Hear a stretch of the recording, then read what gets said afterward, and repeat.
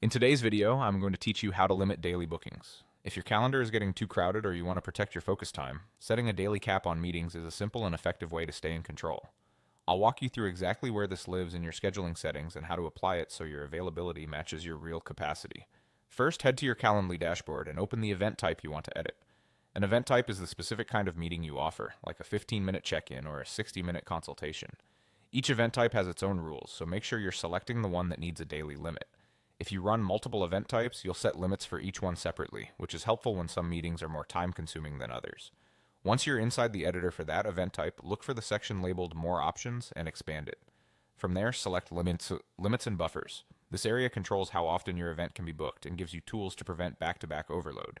Even though you'll see several settings here, we're focusing on the daily cap so you can keep things simple and precise. Under Max Meetings, click the option that says Plus Set Limit. This is where you tell Calendly how many times this specific event can be booked per day.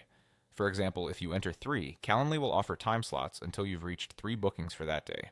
After that, the event will no longer appear as available, even if you still have open time on your calendar. This limit applies only to the event type you're editing, which means other event types can still be booked independently. Think about your ideal workload, your meeting length, and time zones when choosing the number. If you typically feel stretched after 4 calls, set the limit a bit lower to build in breathing room.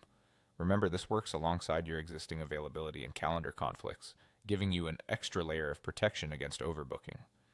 When you've set the number that feels right, click Save and Close. Saving is important. Your changes won't go live until you do. After that, Calendly will automatically enforce the limit, ensuring you don't exceed the daily cap you've chosen. You can return and adjust this anytime as your schedule or priorities shift. That's it. With a few quick adjustments, you've added a smart control that keeps your days manageable and your energy focused where it matters most.